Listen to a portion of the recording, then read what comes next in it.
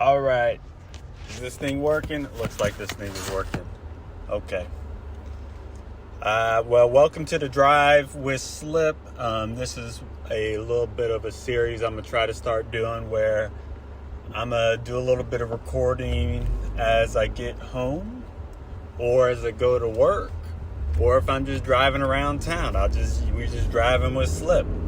It's not going to be a formal podcast like the Slip exactly is, but what it is going to be is my thoughts about whatever topic that I want to talk about at that moment. And right now I want to talk about the Braves. It's been a little bit since we've been able to talk some good about the Braves. And, last year it was a really tough year, and starting 0-7 was just devastating. I mean, to have the season be over before we even get to the 8th game, that's essentially what it was. So the fact that I think everybody the fan base was worried about how will they start this season. And it's not like we had, some easy people to start with. I think, when you got an up-and-coming team like the A's who, they're young, but it's not like they don't have talent. Taking care of business against them is absolutely great. Now I'm forgetting who the first series of the year was against, but we took care of business against them. And I should remember who it was, because it was a decent squad, I think. But we were able to hit him pretty well. We'll figure it out at some point. This is also what's going to happen during these driving with Slip. I'm not going to be perfect. I don't got notes. All I got is my thoughts and opinions. And y'all going to have to stick with that. But the Braves, they currently are one of the two teams that have not lost a series. And they're going against the other team that has not lost a series. However, Cleveland, which is a perennial playoff team, which is kind of shocking to say, considering the talent that they seem to have. They're generally a decent squad, but decent is as best as I feel like they get. They don't get deep runs into the playoffs. They haven't had a deep run in the playoffs since, 2015, 2016, when they went to the World Series. But the team now looks very different than what the team then looked like. And I think the Braves should win this series. I don't think it's going to be easy by any measure. The one thing that the Guardians can do is they can hit. They hit for contact. They hit for a little bit of power. They can squeak some things over the fence. So when thinking about what they can do, they're a pretty solid team that's not just going to lay down. And clearly they have not lost a series thus far, meaning that that clearly shows that they are a competitive team. Now, the Braves currently have the bottom of their rotation and then Chris Sale coming up in this series. Bryce Elder, who has not given up an earned run and has a loss because the only error that has affected that was his own error. Otherwise, who knows who would have won that game against Arizona. Bryce Elder been pitching well. I think Chris Sale had a tough outing last time, but he's Chris Sale. I don't expect him to have another one like those. Everybody's allowed to have one of those at least once a year. So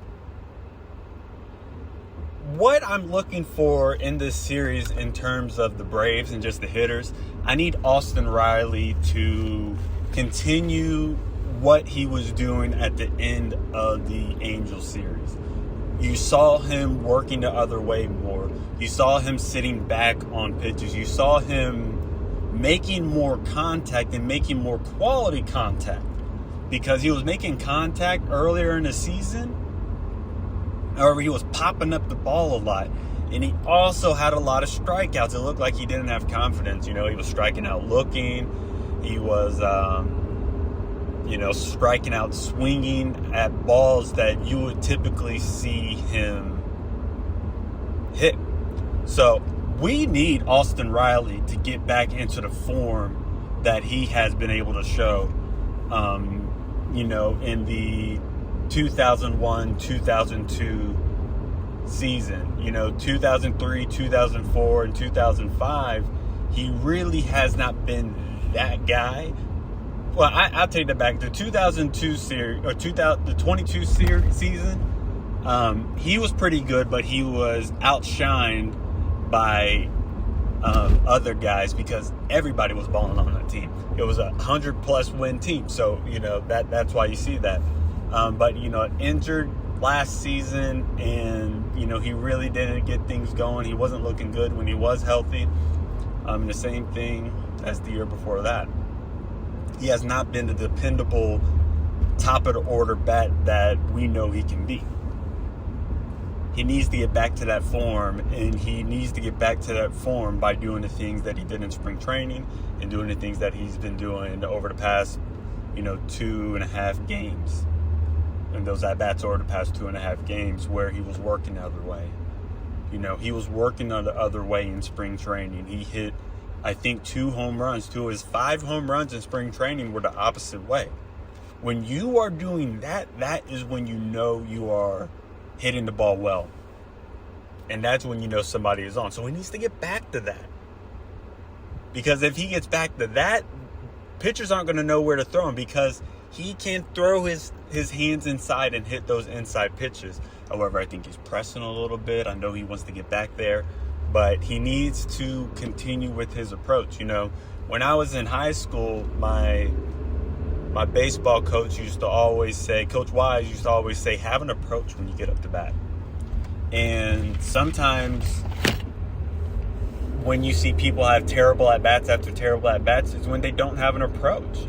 They just step up there just trying to swing, or they're pressing. You do that, you're not going to get a hit.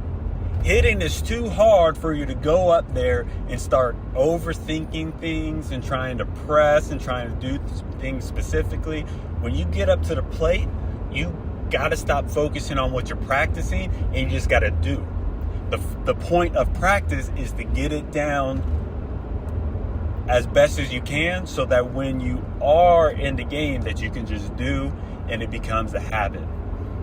So that's what I'm really looking forward to Austin Riley in this series. I'm also looking forward to Acuna. Now, Acuna is hitting in the eyes. I think he got a couple hits in the last game, so he might be in the 200s now. But very early in the season. But his batting average of ball in play is very low. I think it is in the 100s. And what that is typically an indicator of, it's typically an indicator of bad luck. He has hitting the ball really hard.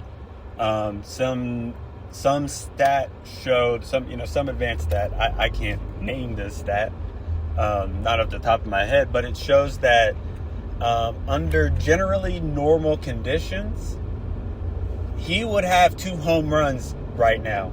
But he's had 2 deep flies at the warning track, or they were at the wall. And so he's hitting the ball hard, but you also see a little bit when he started to press, when he wasn't getting those hits to fall. And that's when you need Acuna to get back to himself. Because that dude's going to ball. That dude knows how to play, and he's just got to trust himself with all those aspects. I know he's going to, have a phenomenal season. Typically he starts out really hot. Right now, the balls just aren't falling for him. He's making a lot of hard contact and is going straight at people on the ground. that luck in, it's gonna come back to the mean, and some of those are gonna really start to fall to even that out and to balance that out, especially over the second half of this month, when you're really thinking about what's gonna be happening over this month. I'm very impressed with the Braves lineup right now. They've been doing really good at fighting in at-bats. I feel like they've been fairly patient in situations where they need to be. They are aggressive in situations where they need to be. And those things are absolutely great to see. So those are the things that I will continue to look forward to with the Braves. I'm really impressed with what Albies has done. I'm impressed with the way that Michael Harris has changed his approach, because he's a guy that seemed to never have an approach last year. The times when he did get a hit, it was generally because broken clocks are wrong a couple of times a day. And that's, he didn't really have that consistency until he started to have an approach towards the end of the season, but it wasn't ever consistent. He seems to have been more consistent with that approach. And he's still swinging at some balls that are really low, and teams are seeing that as the hole he has. Now, of course, people are going to get out, but I'm looking for a little bit more of an adjustment from him on that, where, he's not striking out at that pitch so often to where it's so obvious that if you need a strikeout against Michael Harris, that you can do that. Just that curveball, that slider in the dirt. Had to get some of my Red Bull. But, everybody else in the lineup has really been impressed. I've been really impressed with Mauricio Dubon. The fact that he's hitting in the high 300s, and it ain't fluky. It was fluky for his first couple of hits, but the past, I'd say 4 or 5 games, he has been hitting the ball legit. And for a guy like that to come in and play like that, it shows you how important having a guy who can actually hit in the lineup makes a difference. Defense is great, and you got to turn over that lineup. And if you aren't turning that lineup over consistently, it's going to hurt your team. And so getting a quality shortstop in, and when Ha-Seong Kim comes back, I think he's going to be great. But, it might be a little bit of a competition if Dubon continues to hit the way that he's hitting. And lastly, I want to say that I'm very impressed with Walt Weiss. Of course, he made that tackle against Soler, which was really impressive. That whole situation was kind of wild. Just the fact that it was Soler, out of all people, going against the Braves, and everybody on the Braves loves him. Maybe not Ronaldo Lopez, and Soler definitely doesn't have any love lost for him. But, most of these guys have played with Soler, and they're just like, damn, Soler, I get you. The damn. But, anyway, Walt Weiss has done a great job of setting the lineups and changing it around. The fact that he's willing to throw Albies in the 3 spot against lefties and drop Austin Riley down. Drop Austin Riley and Matt Olson down in the order to, make sure that your best lefty hitters are there at the top. And Albies has come through. He's come through, and he's even come through late in the games when they start putting a righty in, where, when he's batting from the left side, he's still getting that power from the left side. It's just great to see, because that is the Albies that we know. And I truly think that the wrist injury that he sustained 2 years ago, that 2024 season, the wrist injury that he sustained, he did not heal from that until, I think, late last season. And it showed because his quality of at-bats against lefties went up to where it was around his career average. as well as he was getting a little bit more consistent with his swing from the left side. I think being comfortable with your body and gaining strength within your body is so big for hitting. So I'm really happy with what he's been doing, and he's proven Walt Weiss correct. And it's good to see these things because these are things that Snitker wouldn't do. And, Snitker's clearly an old school kind of guy, and that's fine until you see the problems and until you see some of the creative things that you can do. It's not saying that you have to be so abnormal all the time. However, what Walt Weiss has been able to show is that he's willing to, sit the big names for a game. He sat Austin Riley for a game. He sat Michael Harris for a game when they may not have been the best people in those scenarios, and it's giving other people on the bench a little bit more chances to play and show themselves in situations that are their strengths. And if Walt Weiss keeps pressing those buttons, this is going to be a strong team because they're going to be put in the right situations, and their approach has been really good, and they're swinging the bat really good. This is the Braves team that we have known and loved, and it's the Braves team that I think, I think they're going to make some noise this year. But anyway, this has been Driving with Slip. I'll see y'all later. Don't slip.